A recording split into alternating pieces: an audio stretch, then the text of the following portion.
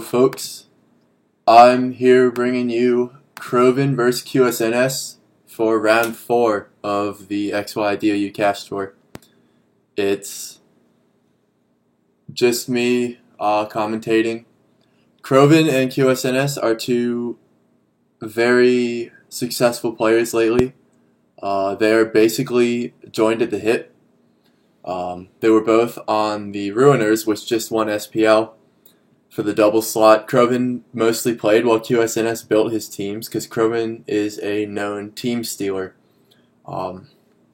Speaking of which, I personally passed Crovin a team that he said he's going to be using this set, so I'm really hyped to see that. Hopefully we get to see it. But these guys fighting in round 4, it's a round of 16. Probably about right. Should just be good players left at this point. But it still it feels early to me, man. These guys are both solid top 4 contenders.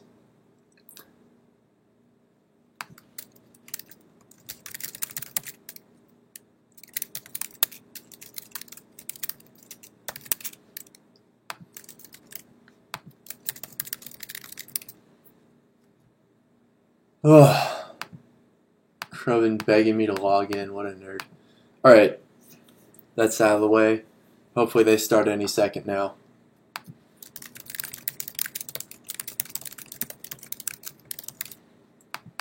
Because I am running out of things to talk about.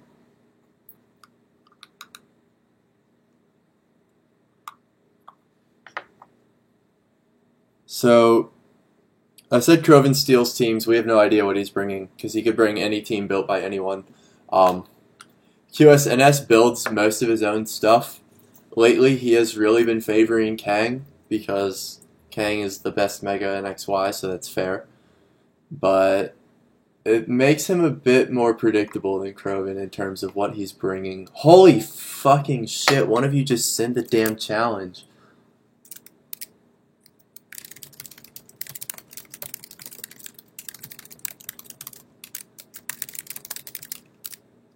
Okay, there we go. It's finally begun. Crovin has Mega Obama. He's gonna get fucked. Crovin has Mega Abomasto full room versus QSNS Double Fire Sun. This does not look good for Crovin. On the other hand, Heatran does seem bad for QSNS, but he's got one solid Zard switch in, and that's Tran. And I'm assuming QSNS has some heat to deal with Tran. Like, I'm assuming that's going to be Shaka Tran, Zard's going to be HP Ground, because otherwise he's super Tran weak. So he's got to have, like, all of the Tran counters on this team. Probably, like, HP Ground Cress, Wide Guard Aegis, and if he is prepped for Tran, then Crovin's going to have a hard time getting anything going. He's not going to be able to set full room easily because he has no fake out and QSNS has a lot of offensive pressure. Hoopa seems like it could get something done as well, but only if Trick Room is up, which he's going to have trouble doing. If Crovin had brought the team I passed him, he would win. Just saying. But this is not what I gave him, so... this is a team from Major Bowman, actually, because Crovin was asking what beats Kang, and Major Bowman said, Goggles, Jellicent plus Abomasto, which, yes, does beat Kang. So, QSNS just leads his fires, Crovin leads Rotom Lando. Makes sense from both sides. QSNS wants to get the offensive pressure up, because he really doesn't want Trick Room being set. He's going to struggle to burn 5 turns until it goes back down. On Crovin's side, he knew QSNS was going to try and lead fires, so he brings a strong anti-fire lead. But he was afraid of a Lando lead, so he didn't bring Heatran. All makes sense. On this turn 1, Crovin has the advantage. Heatran can't immediately OHKO either of these Pokemon. If this is Scarf Lando, it can just Rock Slide, and Rotom can T-Volt Heatran or try and catch something with a Wisp. I'm assuming that QSNS will Mega Zard and Protect here just to cut Rotom's Hydro Pumps in half because otherwise he has no good switch-ins. He does not. And the Rotom is the Scarf. Interesting. That was an important reveal turn 1. Also, Scarf Rotom does not OHKO Zard with Volt Switch, so I don't think Crovan knows that. Amoonguss is pretty safe here, safer than I kind of anticipated it being, because I thought that slot would get T-Bolted last turn. And now QSNS Megas and Amoon Rage Powders, which draws away the Volt Switch. That makes sense. Heatran comes in to take a no Flamethrower, so it's Vest Lando, eats that Overheat with 1%, but then dies to Helmet anyway. I don't know why Crovan U-turned there, because the Rage Powder was really obvious. If he has Rock Slide, he definitely should have used it. I guess if he doesn't, then U-turn kind of makes sense. But Heatran coming in on the Amoonguss makes it plausible that that is Goggles Heatran, especially since this is full room. But the Jellicent, I know, is Goggles, so it would be kind of surprising if both of them are, since he has a Abomasnow for sleep as well. So Hoopa comes in here, Zard's at -2, and Amoonguss is threatened by Tran, so Hoopa can get a free set here. But QSNS can bring in his own Tran in Sun, maybe getting a Flash Fire boost, which is not good for Crovan at all. Without the Flash Fire boost, he can really pretty easily manage Heatran, but with it, not so much. It could be Shucka Tran. Amoon switches to Tran, and Zard Hidden Powers for 0 because it's at -2. He's a Rupt Tran, and he just let himself get chunked by Hidden Power. Interesting maneuver. But he does get the Trick Room up. Now Heatran's threatened with Protect Break and Earth Power. If this Hoopa is slower than the Heatran, which a competent builder would have made it slower than the Heatran for this exact scenario. But could be, could not be. You don't know. On QSNS's side, he's going to have to find a way to burn 4 turns of Hoopa without getting absolutely pummeled. Zard is doing nothing and should switch. But the only remotely safe switch-in is Lando. Now, if I were QSNS, I would make a big dick play and switch straight to my Amoonguss, predicting a double into Heatran. But, of course, the risk of Crovan reading that exists. Yeah, I mentioned this was Jake's team, Kamikaze. I don't have a chat display on my stream because I'm ghetto as fuck. But Kamikaze mentioned that this is Jake's team, so hopefully he knows enough to speed Creep Tran. I agree. I would be surprised if it's not, if the Heatran is slower. So QSNS switches Lando in for the Heatran to take this double because Earth Power does 0. And did Crovan make a read? He did not. He just went for the obvious play, which let QSNS survive that turn with relative ease. Now, when you have Trick Room up in a bad matchup like this, I really think that you have to make the big reads. You can't play safe because you don't get many opportunities, and it's just playing into QSNS's hands to make the safe play. But I don't think Crovan has lost yet. I just don't agree with playing safe there. He does have to be a little wary of Heatran compared to anything else, but Earth Power would not have KO'd his own Tran, assuming Shucka, which any other item would surprise me. So I think he should have gone for it. Now, I think a Fury plus a Fire move will kill the Cresselia.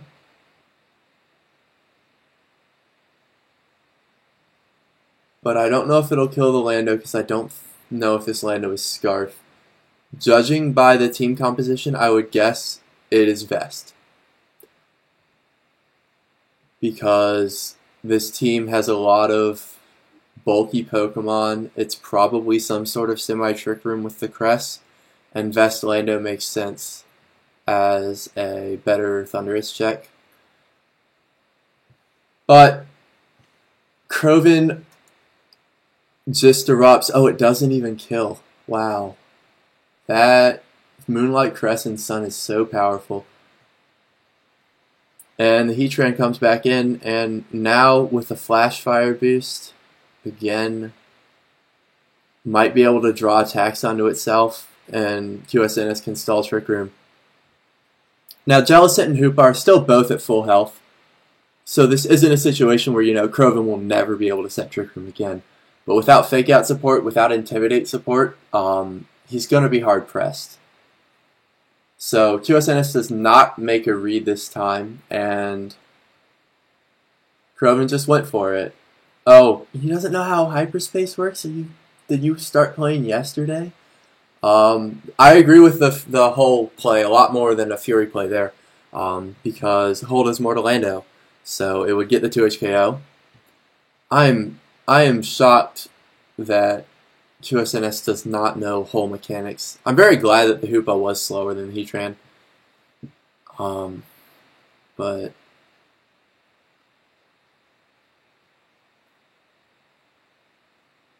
I still think this game is in QSNS's favor, honestly.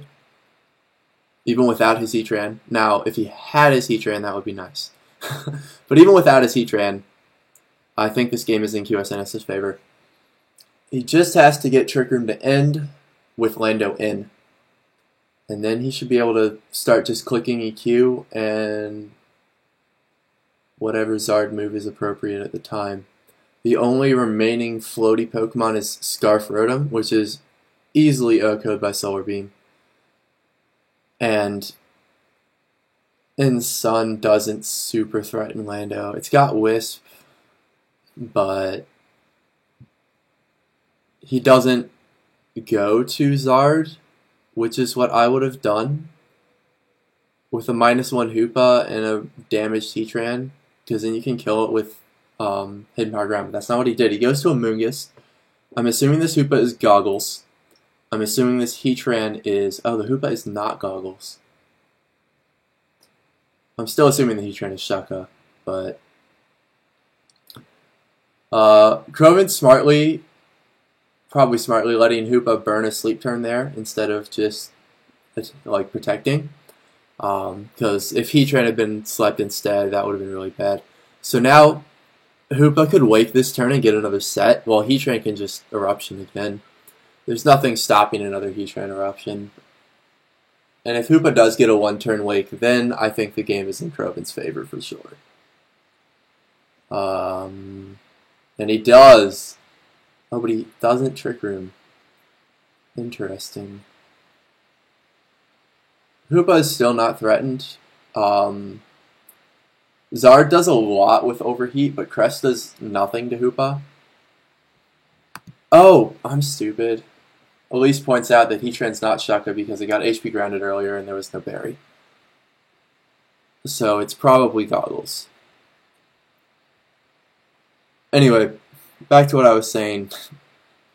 Hoopa is not threatened here, or not threatened enough to kill it, especially if it's Citrus. So it can Trick Room again, and especially with Goggles Heatran, QSNS's checks are wearing thin.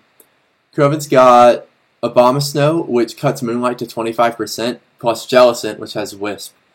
So the CM Crest is probably not going to win the game. You can cut its recovery, Wisp it, and then recover with Jellicent until it dies. But he switches Hoopa out anyway, and Rotom takes a lot of damage.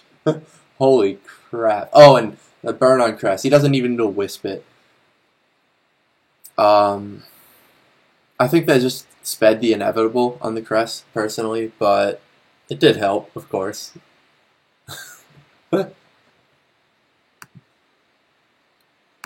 QSNS is mad about this luck. Understandable. He's getting pretty unlucky. 1-turn wake, burn on Crest. I can't think of anything else. It's possible the Lando was a roll, and that's the other thing he's mad about. But he's certainly not getting the luck on this game. Now Charizard's at -2, so again it can't kill Heatran now. Now Charizard plus Cresselia double would kill Heatran, but Rotom is threatening Charizard with a KO. But he Volt Switches on Crest, predicting to Protect, which is what I would have done too, because you get your Hoopa back in, now you can set TR. and hopefully close out the game. Without Heatran, he's going to have a bit of a harder time against Amoonguss and Hoopa. Hoopa in particular is looking pretty threatening here. Or not Hoopa, Aegislash. Aegislash is looking threatening because its only check is Hoopa. Charizard's threatened again. So Hoopa can get a free TR. He's going to Volt Switch and go into Abomasnow and TR. I'm calling it now. He T-Bolts. I was wrong. Don't think I agree with T-Bolt. Oh, he kills the Amoonguss. Smart. With QSNS having 3 special attackers too, there's no disadvantage. Oh, QSNS forfeits. Yeah, I think that was inevitable. Hoopa won at that point. So I really called that game wrong from preview. I underestimated how powerful Hoopa would be versus 5 special attackers. QSNS wasn't able to do anything with his Heatran to dent Hoopa. And if you can't even dent Hoopa halfway through the game, you're in for a rough time. And that's what we saw in that game. And now, Crovan brings the heat. This is what I passed him.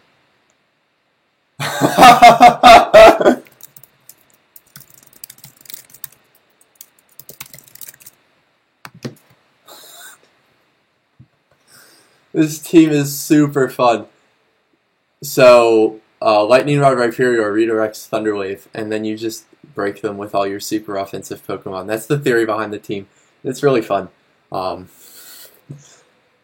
QSNS has some normal-looking Gengar stuff.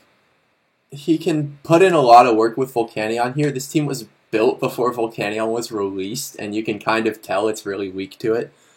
So I don't think it's over, but it does have Keld and Mence, which can do something to Volcanion.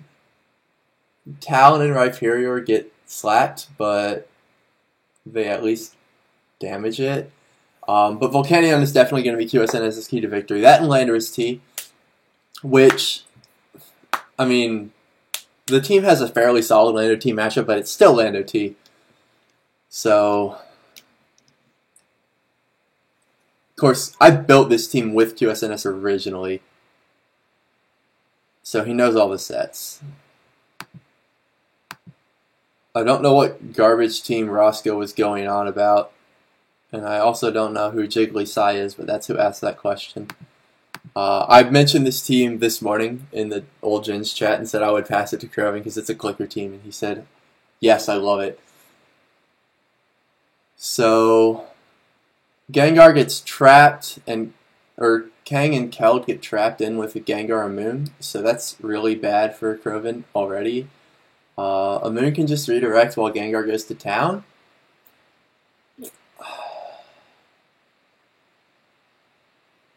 Being a clicker is not supposed to be clicking the obvious move. It's supposed to be doing some intense reads and making plays that make no sense. Being a crackhead. Faking out that's not a clicker move. I'm disappointed in you, Crovan. I thought I knew you. So, QSNS has a very dominating position right now. Oh, Jiggly being Biocide, that makes sense. Don't know why I didn't think of that. I don't think QSNS was on a team with Roscoe the year that he used this in SPL, but maybe he was. Now, the Keld is Taunt, so at least he only gets Rage Powdered once. Kangaskhan is as good as dead here. It at least can perform Fake Out Pressure. It's the double edge offensive set rather than the low kick set. Or the power up punch set.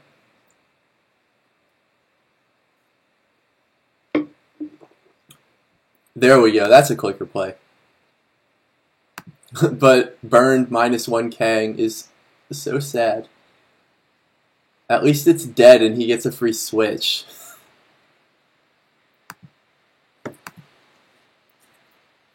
Into Rhyperior, no, Talonflame. Ripe would have been hot. So this Talon has Tailwind. The team has got 2 Tailwinders because it's super offensive. So I think the correct play is just to protect in Tailwind, but if you want to make a big read, you can do something insane like Brave Bird the Amoon to catch a Scrafty and Hydro Pump the Gengar. Yeah, this team is part of the Tailwind archetype. For those who don't get it, I once made a huge post about how Tailwind is not an archetype. And if you try and build a Tailwind archetype team, you will lose. But this team is super offensive, so it has double Tailwind. Tailwind 3 attacks mints is so good. There's a quote in one of Demantoid's recent posts from me about Tailwind 3 attacks mints. You should look it up. I'm not going to spoil it for you. QSNS is still in a dominating position here. Gengar is not OHKO'd by Talonflame if he intimidates it, and then it can kill either of these Pokemon at will.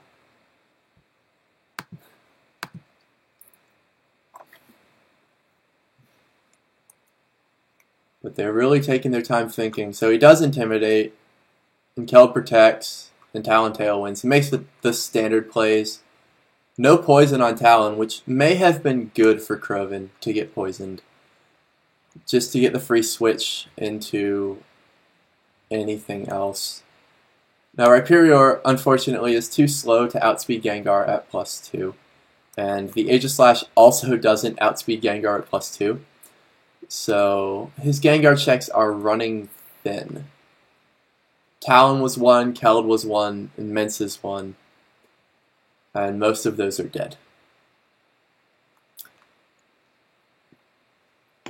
Talon's going to get one more attack off here on either of these Pokemon, while Keldeo can Hydro either. But we'll see what happens. Brave Bird on Lando. Secret Sword. Ooh, clever. But the Kano lives with 1 HP, which may actually be good for Crovin, as that means QSNS does not get Fake Out.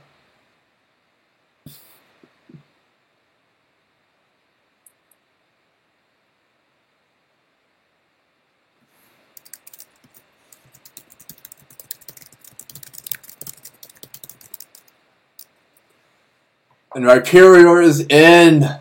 Yes! It's time!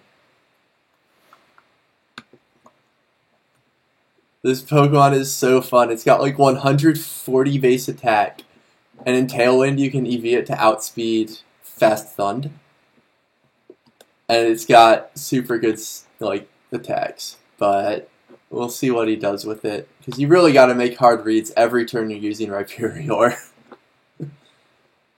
And Rock Slide missing is not the play. I don't think that would have killed Amoonguss, but it certainly would have helped a lot. Now with Tailwind running out, QSNS is probably going to be able to just win with Gengar. He switches back in Volcanion. Let's see if he gets it. He gets the Water Absorb. Does he die to Rock Slide? Yes. But that was still a good turn for QSNS for sure. Now the Gengar comes back in. He can kill the Keld at will, and Tim cycle the Rhyperior, and Crovin's running out of things to switch to. So it's going to be rough for Crovin to win. I'm so sad that the Heat lost. This is the greatest team of all time. Drill Run 3 at KO's Gengar. That is so sad.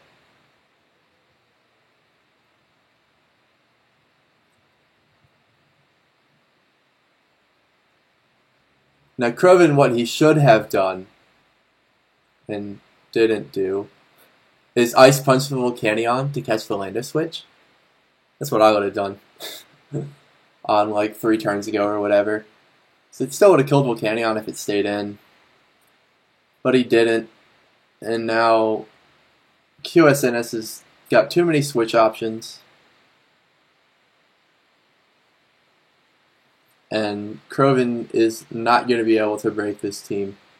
When you're running hyper offense in doubles, you really have to make big reads early. Because the longer you wait to make big reads, the farther down you're going to go, Hyper Offense thrives on restricting switch options at the start of the game and then being able to pick off everything later because their good switch-ins are dead. Krovin didn't do that, and he's paid the price. Now he needs to get a crit drill run here for any shot, and it just was the most insane rolls of all time. Will still lose. He will still lose, but he kept it kind of close. So that's a consolation prize, I guess. That's sad. I really wanted this team to win. It's so fun. QSNS wins here. You just flash cannon the Rhyperior again. It's Goggles Aegis Slash, so Scrafty can knock it without proccing a weakness policy. Mintz has 1 turn left. Oh, and the Scrafty is slow to knock Aegis after it morphs. I forgot that was a thing in XY, but yeah, you always run Mint Speed Scrafty, and he lost.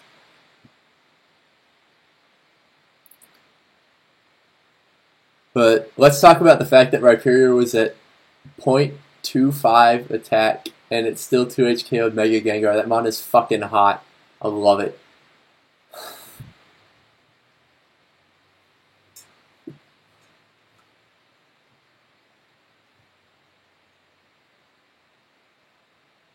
Now we just wait for Game 3.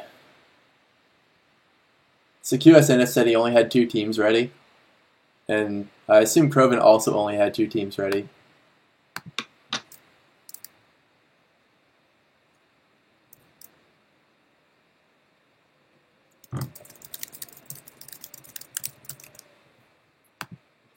I do not have Ocean ASMR on in the background. That is my fan on my laptop struggling with OBS. Very sorry, folks. It was even worse before I downloaded the new OBS version. If I had it running for more than 30 minutes, my laptop would start to really scream. But the new OBS version is much better optimized, so now it's just a gentle Ocean ASMR in the background.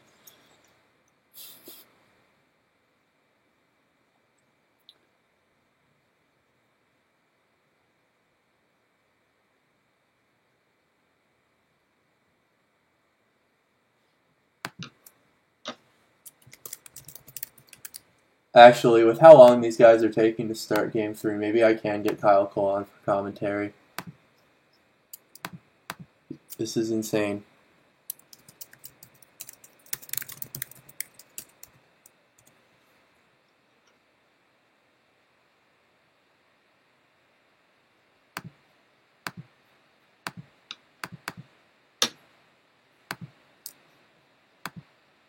Game 3 has begun, though, and Krovin's back to his Game 1 team, and QSNS is countering that with Hoopa U stuff of his own.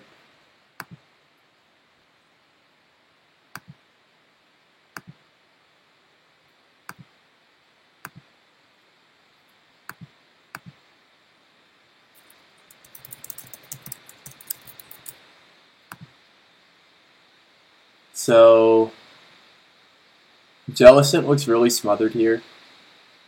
It still beats 4 of QSNS's 6, but the other 2 are Thundurus and Hoopa, which absolutely smash it. Fucking Kyle Cole, I just called him for commentary, he didn't even pick up.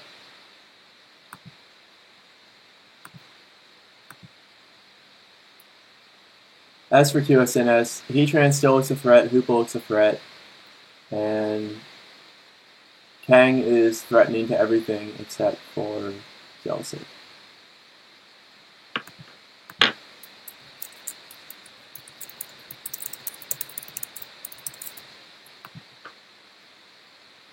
Krovin leads Lando Rotom into Lando Kang. So Kang gets a fake out here for free. And Lando gets a U-turn for free, so this is really nice for QSNS. Krovin's got the Vest Lando. We don't know QSNS Lando item, but I'm guessing Scarf because he's struggling with Diancie. He does not fake out. He predicts the Rotom not going for a Wisp. I called you twice, you motherfucker.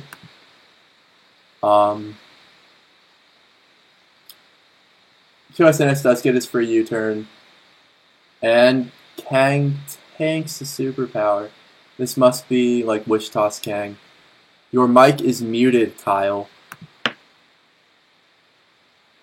So, if this is Fast Thund, which I'm assuming it is, because like I said, he needs all the help he can get with Diancie. I wonder if Flash Cannon does 40 to Lando. No, it's Fast. No way. So, Kang is forced out here. And it's going to have trouble setting up a Wish later on, because it's so low. Krogan can get Hail up. Kyle, your microphone is fucking muted.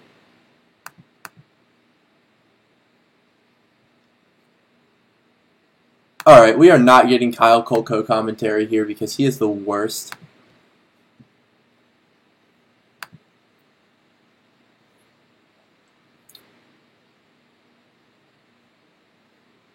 But this Jellicent sure takes a chunk. And QSNS just stayed in with his Kang. That was a big read that seems to have paid off. Abomasnow at 50 is hard to... It's hard to maneuver with. But he did get the Trick Room up, so at least until Trick Room comes back down, he's going to be able to spam Blizzard to his heart's content. QSNS only switch in his Heatran, which is trashed by Goggles Jellicent. So this is pretty good for him. As this is probably Fast Thund, I doubt it has Taunt. But he switches anyway. This is definitely Fast Thund because it just protected. Heatran comes in, but it will not die to a Blizzard and Hyperspace Hole, or Hyperspace Fury. So...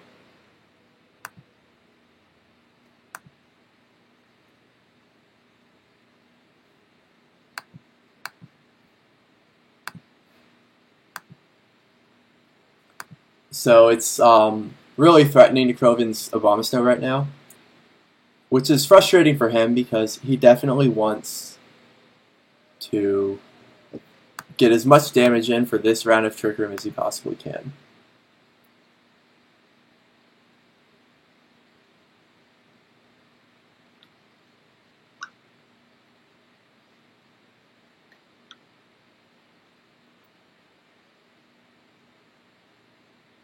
Anyone who complains about Smogtor's timer being too fast is monstrously wrong. I'm running out of shit to talk about. These guys are chatting about Spotify whilst playing.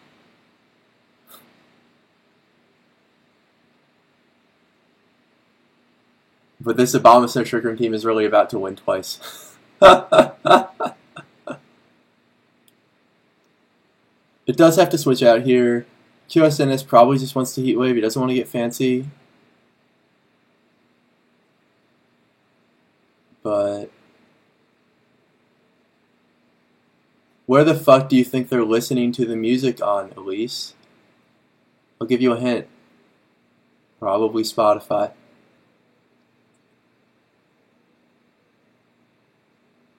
QSNS has burned over 2 minutes thinking about this turn, which is understandable. It's a very hard turn. Now, you should probably just go to Lando and Heatwave and assume the Abomasnow is switching. I don't think he wants to make the same mistake he did game 1 of respecting Hoopa too much, not taking early trades, which let Hoopa get into the mid-game with full HP. That's a good way to lose, especially since Kang is super chipped. But what does he do? Ooh, Abomasnow protects. I don't know why I didn't think of that, but it makes sense now. He does get a crit Heat Wave on Hoopa, that is nice.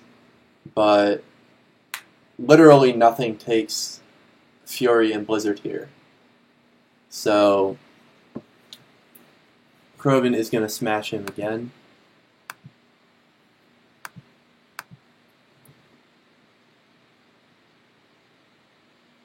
QSNS probably needs to take a sack on his Kangaskhan, get his Amoonguss, and Spore the Hoopa. We know it isn't Goggles. That seems to be what he's doing. Although sacking Lando was an interesting choice. Or was it? I mean, it makes it harder to deal with Heatran, but I'm not sure if anything else was a better sack. Perhaps Thundurus. Now he can Spore, Hoopa, and Heatwave here. Abomasnow Blizzard does not OHKO Amoonguss, so there's no risk of, I guess, a crit. Oh shit, he changed the Hoopa item. Now that is a very Crovan thing to do. And QSNS is not happy. I wouldn't be happy either. Oh.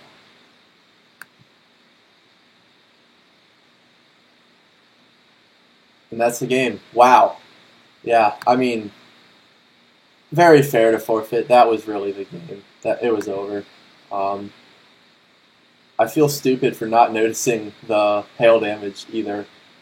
You always forget that that is like one of the other effects of Overcoat is preventing hail and sand damage, which was actually what it originally did. So Crovan outplayed QSNS. I think that's it for the win. That team is really good. Kudos to Jake for that team. That's really powerful. My team is shit, but it's really fun. And I thought it would fit his style. It didn't. But QSNS had some cool builds of his own. Played alright. Just didn't get the breaks. And that's why Crovan advanced. Thanks for watching. Fuck Kyle Cole. And see you next time.